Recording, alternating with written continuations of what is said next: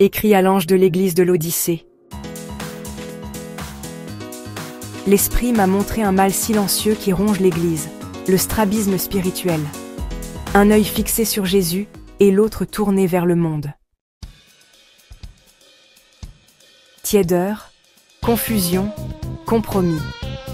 Comme l'Église de Laodicée, nous croyons être riches, bénis, prospères. Mais le regard de Dieu révèle autre chose. Misère, nudité, aveuglement. Pourquoi?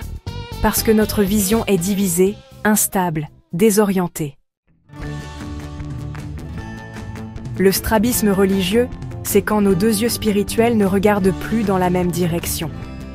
Un œil regarde vers Jésus et un autre se tourne vers le confort, le succès, les standards du monde en même temps. C'est ce qu'on appelle une vision divisée. Un strabisme spirituel. Un regard double, malade, incapable de discerner avec clarté. Il y a comme deux directions dans le cœur. L'Église n'a plus la lumière. Elle perd sa force. Elle ne peut ni marcher droit, ni voir loin. C'est une maladie spirituelle. Il y a la compromission, la confusion, la tiédeur, cette tiédeur nourrie par la prospérité et le confort par l'œil, qui n'est pas gouvernée par Christ, mais par le prince de ce monde. Jésus frappe à la porte de notre cœur. Il est à l'extérieur et il désire entrer. Sommes-nous disposés à ouvrir? À reconnaître que nous avons besoin de collyre, ce collyre divin qui guérit les yeux, qui nous donne une vision unifiée. Ce regard partagé a produit un cœur partagé. Mais nous sommes appelés à la communion, à laisser Jésus entrer et souper avec lui. Qu'il pose ses mains sur nos yeux, comme il l'a fait autrefois, et que nos yeux soient guéris. Tournez les regards vers lui, et vous serez rayonnants de joie. Il est temps que l'Église retrouve une vision claire, et que ses deux yeux regardent dans une seule direction. Christ. Nous avons besoin de souper avec Jésus, de fixer nos yeux dans ses yeux, d'être libérés de la tiédeur et d'être remplis de lumière. Dieu veut nous rendre la vue.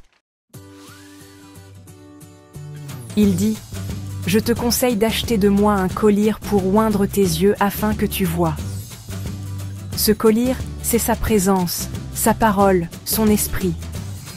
Il ne guérit pas seulement la vue physique, mais l'intention du regard. Mieux vaut entrer borgne que doublement aveugle.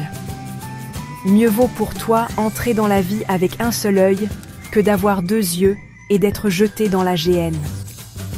Dieu ne veut pas un regard partagé, mais un regard entier, uni, purifié. Il veut rentrer dans ton intimité, te redonner une vision céleste, réaligner ton regard. Une prière.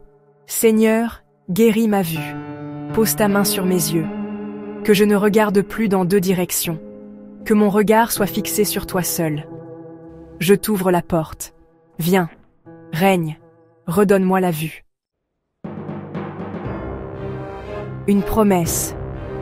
Celui qui vaincra, je le ferai asseoir avec moi sur mon trône. Si tu laisses Jésus réaligner ton regard, tu retrouveras ta place dans sa gloire, ta destinée céleste, ta véritable richesse. Que celui qui a des oreilles entende. L'Esprit parle. Lève-toi. Unifie ton regard. Réveille ton cœur. Reviens à Jésus.